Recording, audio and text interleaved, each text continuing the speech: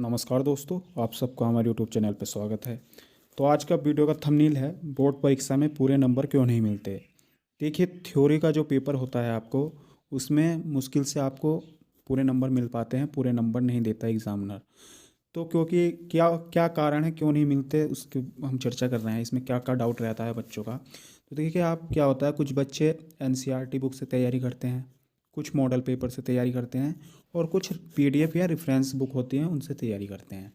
तो कोई क्वेश्चन होता है उसको एनसीईआरटी ने अपने तरीके से किया हुआ है उसको, और रेफरेंस बुक में अलग उसका आंसर, मतलब रहता है एक ही समान कंटेंट है, लेकिन उसको प्रस्तुत करने का उसका वे अलग अलग होता है।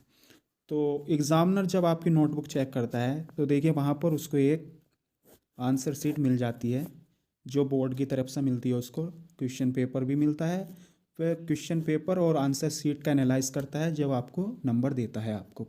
तो देखिए, वो इसलिए आपको नंबर कम मिलते हैं क्योंकि जो आंसर शीट होती है उसके अकॉर्डिंग तो आप लिख नहीं सकते, इसलिए आपको पूरे नंबर नहीं देता वो। लेकिन जो न्यूमेरिकल टाइप के क्वेश्चन होते हैं, यानी कि सब्जेक्ट होते हैं मैथ वगैरह जिसमें न्यूमेरिकल आते हैं, या केमिस्ट्री में भी कुछ न्यूमेरिकल आते हैं, फिजिक्स में भी, तो वहाँ तो वे न्यूमेरिकल वैल्यू पे तो आपको पूरे में से पूरे नंबर मिलेंगे, क्योंकि वैल्यू तो सेम ही आएगी। जो आपका आंसर आएगा मैथ में वही आंसर शीट में होगा, तो इसलिए आपको वहाँ तो आपको पूरे नंबर मिल जाते हैं। लेकिन थ्योरी में नहीं मिल पाते। थ्योरी में इसलिए नहीं मिल पाते क्योंकि देखिए, हर एग्ज़ामिनर का और हर इंसान का अपना किसी चीज़ को व्यक्त करने के लिए अलग अलग तरीका होता है।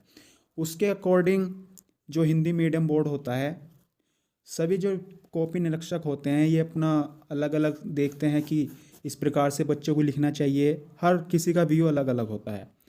तो बच्चे तो उन एग्ज़ामिनरों का जो नोटबुक चेक करते हैं उनका मन तो पढ़ नहीं सकते, लेकिन जो कुछ टॉपर बच्चे होते हैं उनको थ्योरी में से पूरे तो नहीं, लेकिन 99% उनमें उनको क्यों मिलते हैं अब उन पर चर्चा करते हैं। तो देखिए, वो सबसे पहले हर चीज़ को हाईलाइट करके लिखते हैं अपनी नोटबुक में, यानी कि हाईलाइट करते हैं। जब आप अपनी क्वेश्चन पेपर लिख रहे होते हैं, आंसर लिख रहे होते हैं, तो तब आप किसी, मान लीजिए आप किसी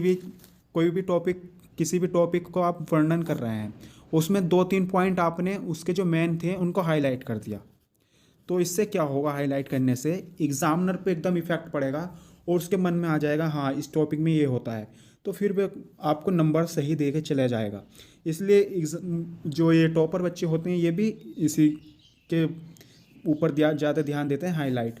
और कॉपी लिखने का, आप कॉपी में ज़्यादातर काट फाट जो बच्चे करते हैं उनको पूरे में से पूरे नंबर नहीं आने का चांस रहता है। और जो बिल्कुल साफ लिखते हैं, जिनकी राइटिंग साफ़ होती है और कटिंग नहीं होती है पेपर में, यानी कि एक शब्द लिख दिया फिर उसके ऊपर पेन फिरा दिया, इस प्रकार से अगर नहीं होता है तो उन बच्चों को नंबर अच्छे मिल जाते हैं।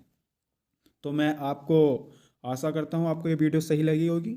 अगर आपकी यूज़फुल की हुई तो इस वीडियो को लाइक कर देना और चैनल को सब्सक्राइब कर लेना। धन्यवाद।